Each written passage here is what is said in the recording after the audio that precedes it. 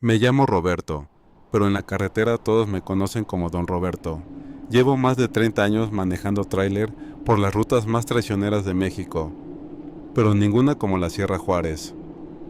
Uno cree que lo ha visto todo cuando ha esquivado derrumbes, ladrones y tormentas, pero lo que me pasó aquella madrugada no tiene explicación humana. No sé si fue un aviso, una maldición, o si algo decidió subirse con nosotros esa noche. Solo sé que, desde entonces, evitamos pasar por ese tramo cuando la neblina baja, porque ahí, en medio del silencio, la sierra cobra compañía. No olvides suscribirte si aún no lo estás, y déjame en los comentarios desde dónde me escuchan y a qué hora. La carretera serpenteaba como una víbora herida a través de la Sierra Juárez. El volante vibraba bajo mis manos, familiar y rudo, como un viejo amigo. Había recorrido esta ruta docenas de veces, pero nunca de noche, nunca con esta neblina espesa que se aferraba al parabrisas como algodón húmedo. Mario, a mi derecha, ajustó la radio estática mientras Elías, en el asiento trasero, repasaba la hoja de ruta con una linterna. El resplandor amarillento iluminaba su rostro cansado. ¿Seguro que no quieren parar a dormir?, pregunté, aunque ya conocía la respuesta. Con este encargo urgente, mejor seguimos, respondió Mario, mordiendo un pedazo de pan frío. Además, 13 en la cabina es menos aburrido. El motor rugía, fiel, tragándose kilómetros de asfalto solitario. La neblina se hacía más densa en los tramos altos, envolviendo el tráiler en un silencio opresivo. Las luces delanteras apenas cortaban 5 metros de blancura fantasmal. Fue entonces cuando Elías, sin levantar la vista de sus papeles, murmuró: ¿Quién es el otro? Mario y yo nos miramos, confundidos. ¿Qué otro?, pregunté, ajustando el espejo retrovisor. Elías palideció. No, no era yo. El silencio se instaló como un tercer pasajero, hasta que, desde algún lugar entre los asientos, una voz infantil y clara preguntó: ¿Ya vamos a llegar? La pregunta flotó en el aire como un cuchillo clavado entre nuestros corazones. 3 pares de ojos se encontraron en el espejo retrovisor, reflejando el mismo terror primitivo. El motor seguía rugiendo, pero ahora sonaba distante, como si algo estuviera absorbiendo todo el sonido dentro de esa burbuja de niebla. Mis manos se aferraron al volante con fuerza suficiente para dejar marcas en el cuero. No fue Elías, pensé. La voz había venido de atrás, pero no exactamente del asiento trasero, más bien del espacio imposible entre los asientos, donde no cabía un ser humano. Mario rompió el silencio con una risa forzada que sonó como un vidrio quebrado. Bueno, cabrones, ¿quién está haciendo bromas de mal gusto? Elías no respondió. Estaba mirando fijamente hacia el piso de la cabina, donde las sombras parecían moverse de forma extraña con cada balanceo del tráiler. Yo no dije nada, murmuró finalmente, con una voz que apenas reconocí. Pensé que había sido uno de ustedes. La carretera dio una curva cerrada, y las luces del tráiler iluminaron por un segundo el abismo a nuestro lado.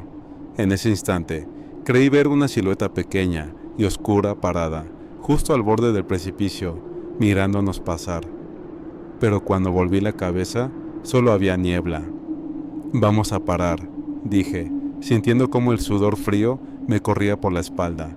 Hay un tramo plano más adelante. Nadie objetó.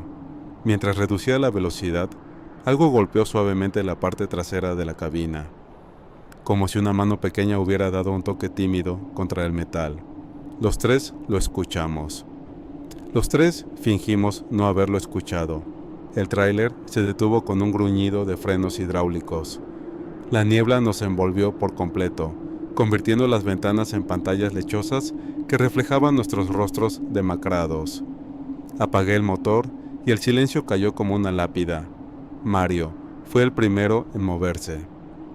Con gestos bruscos, encendió la linterna de su teléfono y escudriñó el espacio detrás de los asientos. La luz temblaba en su mano. No hay nada, susurró, pero sus ojos seguían escaneando cada rincón, como si esperara que algo se materializara de un momento a otro. Elías bajó del camión con movimientos robóticos. Lo vi caminar hacia la parte trasera de la cabina, sus pasos resonando en el asfalto húmedo. Cuando abrió la compuerta trasera, una bocanada de niebla fría se coló dentro, llevando consigo el olor a tierra mojada y algo más. Un aroma dulzón que me recordó a los viejos armarios de madera en casa de mi abuela. ¿Ves algo?, grité, sin atreverme a bajar. La respuesta tardó demasiado. Nada, absolutamente nada. Regresamos a nuestros asientos en silencio. Elías traía los hombros encogidos, como si intentara hacerse más pequeño. Noté que evitaba mirar hacia el espacio detrás de mi asiento. Debió ser el viento, mintió Mario, mientras encendía un cigarrillo, con manos que apenas podían sostener el encendedor, o la radio interfiriendo. Asentí, sabiendo que ninguno nos lo creíamos. La radio había estado apagada desde que salimos de Oaxaca. Reanudamos el viaje, pero ahora la cabina estaba cargada de algo más que silencio. Era como si el aire mismo se hubiera espesado, haciéndose difícil de respirar.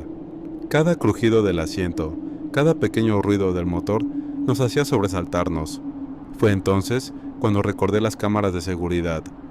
El tráiler tenía un sistema de grabación interno, instalado después de un robo el año pasado. Normalmente, solo revisábamos las imágenes si ocurría algún incidente. Cuando lleguemos al siguiente pueblo, dije, mirando fijamente la carretera, voy a revisar las grabaciones.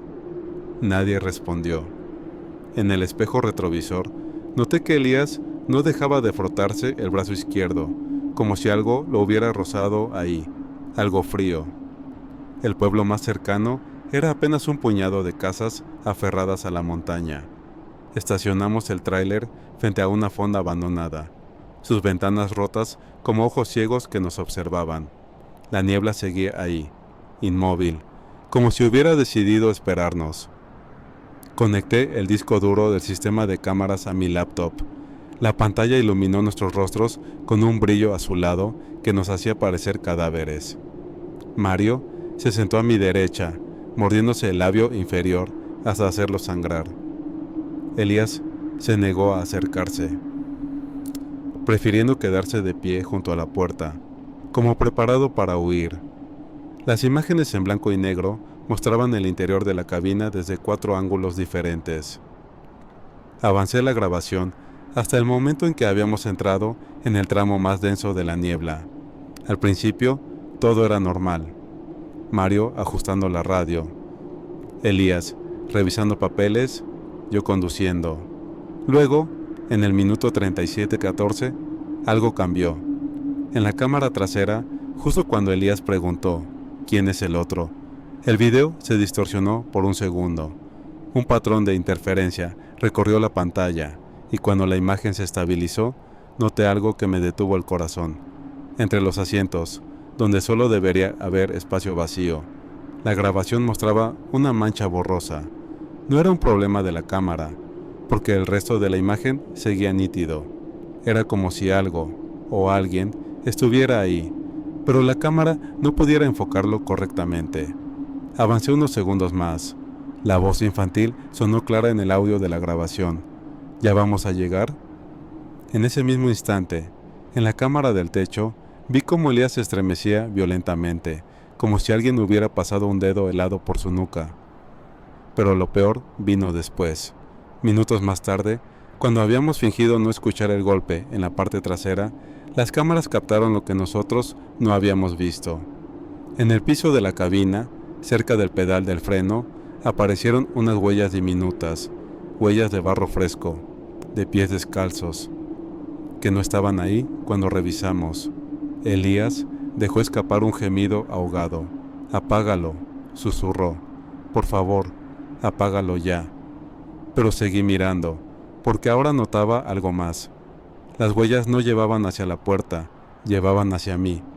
El mecánico del pueblo tenía los ojos amarillentos como los de un perro viejo y las uñas impregnadas de grasa negra.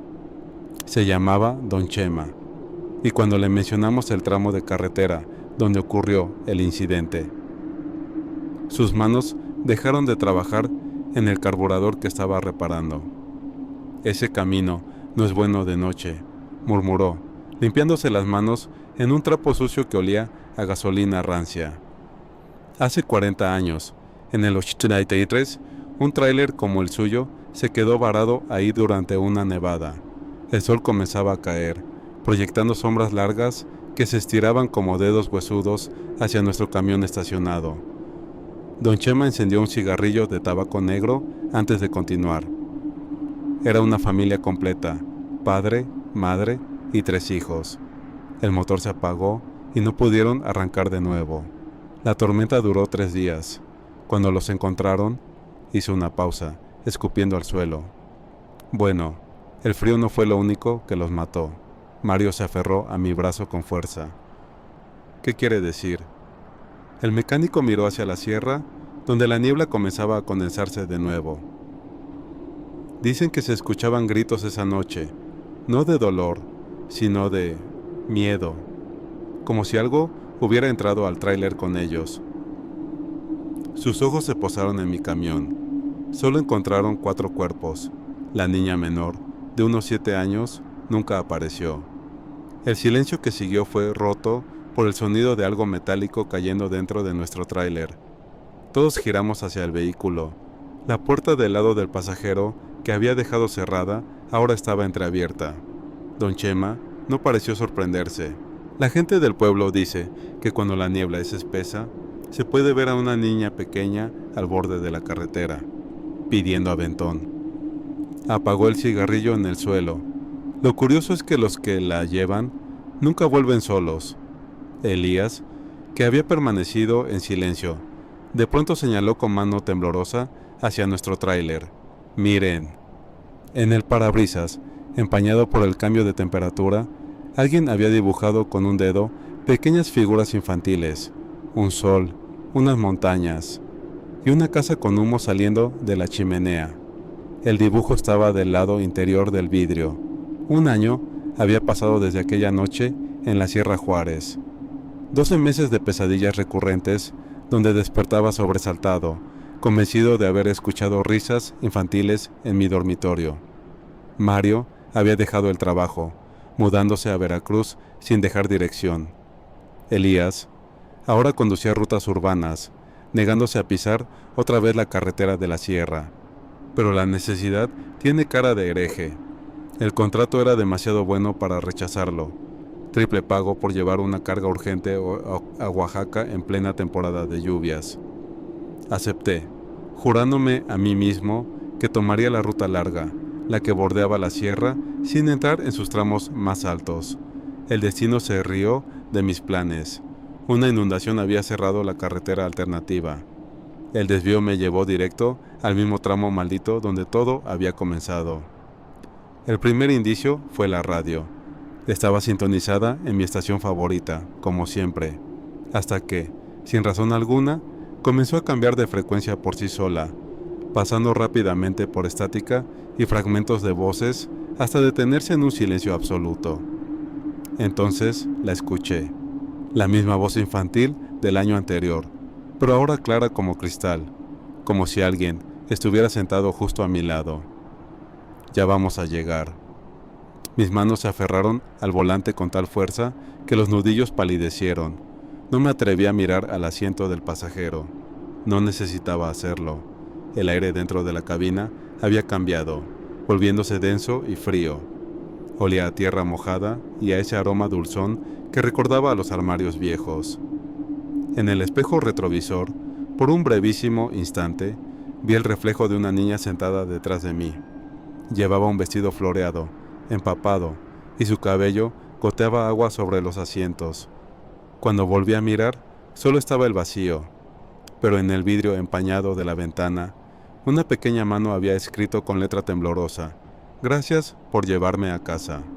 Y supe, con certeza absoluta, que no estaba solo, que quizás nunca lo estaría de nuevo. La madrugada encontró mi tráiler estacionado en un lote baldío a las afueras de Oaxaca. No había dormido. Cada vez que cerraba los ojos, sentía el frío de pequeños dedos imaginarios recorriendo mi espalda. La cabina olía a humedad antigua, como si hubiera estado cerrada durante décadas en lugar de horas. Fue al bajar para inspeccionar el camión que lo vi. En el respaldo de mi asiento, justo a la altura donde apoyaría la espalda, había 5 pares de marcas claras, manos pequeñas, demasiado perfectas para ser casualidad, impresas en el cuero como si alguien, o algo, se hubiera aferrado allí durante todo el viaje. Lo más perturbador era el material. No era barro común, sino una sustancia negruzca que al tocarla se deshacía entre mis dedos, como ceniza mezclada con escarcha derretida. Olía a nieve sucia, a inviernos largamente olvidados. Recordé entonces la historia de Don Chema, la familia atrapada en la nevada, la niña desaparecida. Mis manos temblaban mientras tomaba fotos con el teléfono, pero cuando revisé las imágenes, las marcas aparecían borrosas, como si la cámara no pudiera enfocarlas correctamente. Sin embargo, a simple vista seguían ahí, indelebles. Intenté limpiarlas con un trapo húmedo. El agua se congeló al contacto. En ese momento, mi teléfono sonó. Era Elías, el primero que hablaba conmigo en meses. ¿Estás en Oaxaca?, preguntó sin saludar, su voz quebrada por estática. Sí, acabo de llegar. ¿Cómo supiste? El silencio del otro lado de la línea duró tanto que pensé que se había cortado. Cuando finalmente habló, sus palabras me helaron la sangre. Soñé con ella. Estaba en tu cabina, sentada justo detrás de ti. Llevaba un vestido azul empapado y... Su voz se quebró. No tenía ojos, Roberto. Solo huecos negros como el carbón. Antes de que pudiera responder, una risa aguda sonó en el fondo de la llamada. No venía del teléfono. Venía del asiento trasero de mi tráiler. Han pasado 3 años desde aquel viaje. Ya no conduzco tráilers. El negocio de transporte que abrí con Mario y Elías solo acepta envíos locales, rutas diurnas, nada que implique pasar por la Sierra Juárez después del ocaso. Pero a veces, cuando el cansancio me vence y duermo en la oficina, despierto con el sonido de gotas cayendo sobre el piso de cemento. Nunca encuentro el charco. Elías dice que debemos contar nuestra historia, advertir a otros conductores. Pero Mario se niega. Asegura que hablar de ella solo la hace más real. Yo sé la verdad. Ya es real, demasiado real. Porque desde aquella noche en la niebla, hay reglas que sigo sin cuestionar. Nunca conduzco solo. Nunca me detengo en tramos con neblina espesa. Y sobre todo, nunca miro directamente al asiento trasero cuando siento que el aire se enfría de repente. Pero anoche, volviendo a casa bajo una llovizna helada, el auto se detuvo sin razón en medio de la carretera vacía. El motor murió y las luces se apagaron, dejándome en una oscuridad tan absoluta que podía escuchar mi propio corazón golpeando las costillas. Fue entonces cuando lo supe, cuando entendí que nunca me había ido. El asiento del pasajero crujió, como si alguien muy pequeño se hubiera acomodado allí, y en el cristal empañado, una mano infantil escribió lentamente, letra por letra, mientras una voz que no era voz susurraba en mi oído: gracias por ser mi nuevo hogar. El mecánico Don Chema tenía razón. Algunos que viajan por la Sierra Juárez no regresan solos, y algunos ya no regresan del todo. Recuerda suscribirte y dejar tu me gusta para más. Nos vemos en la próxima.